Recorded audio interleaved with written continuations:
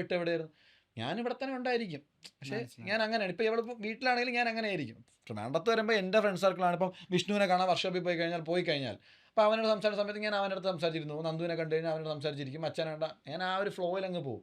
അത് ട്രിവാൻഡ്രത്ത് വരുമ്പം എപ്പോഴും ഞാൻ തന്നെയാണ്. എനിക്ക് ട്രിവാൻഡ്രത്ത് വരുമ്പോൾ വ്യത്യാസം എന്താണ്? അല്ല, എനിക്ക് അതിൽ തെറ്റ് കാണുന്നില്ല. അവൻ പറയുന്നില്ല, അവൻ പറയുന്ന ന്യായമായിരിക്കും. ഈ പറഞ്ഞതാണ് ശരിക്കും. കൊച്ചിയിൽ വെച്ചിട്ട് ഒരു ചായ കുടിക്കാൻ ഇറങ്ങണേ പോലും വാ നീ വാ ഒരു സ്ഥലത്ത് വണ്ടി ഓടിക്കാനുള്ളതുണ്ടല്ലോ. വണ്ടി അതൊക്കെ പഠിച്ചോ? ഇപ്പൊ പഠിച്ചു. അല്ല അതുകൊണ്ടല്ല ബൈക്ക് ഉണ്ടപ്പോ ഞാൻ കൂടെ വേണം. എവിടെ ഇറങ്ങണം എന്ന് ജംഗ്ഷനിൽ പോണെങ്കിൽ ഞാൻ വേണം.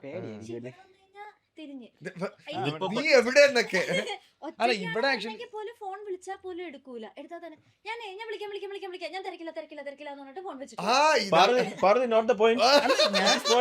ഞാൻ കാര്യമുണ്ട്. ഞാനൊരു വർഷത്തില് ഞാനൊരു വർഷത്തില് ഒരു 345 ദിവസം 65 ദിവസം ഞാൻ അവളുടെ കൂടെ ആയിരിക്കും. പോയിട്ടുള്ള 20 ദിവസമായിരിക്കും ഞാൻ അല്ലാതെ പോകുന്നത്. ആ 20 ദിവസം ഞാൻ എന്റെ ഫ്രണ്ട്സ് ഫ്രീഡം ആഗ്രഹിക്കുന്നു. ഫ്രീഡം ആയിരുന്നല്ലേ പറഞ്ഞ ഞാൻ ആ സമയത്ത് കാര്യങ്ങൾ മനസ്സിലാവുന്നു. ഞാനൊരു സിമ്പിൾ ഞാനിപ്പോ അച്ഛൻ്റെ അടുത്തേക്ക് വരുന്നു. അച്ഛനെ കാണാൻ ഒരു 1 ഇയർ ഒരു 1 ഡേ വരുന്നത്. ഞാൻ കെട്ടിപ്പിടിച്ചെടുത്ത്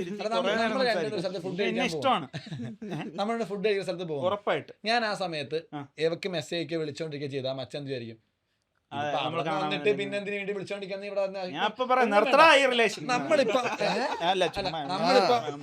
നമ്മളിപ്പോ ഒരു നൈറ്റ് ഒരു ഗെറ്റ് കൂതണം കൂടെന്ന് വെച്ചോ. ഞാൻ നീ നമ്മളെല്ലാം ഇന്ന് രാത്രി വെച്ചോ നിന്റെ ഒരു പാർട്ടി.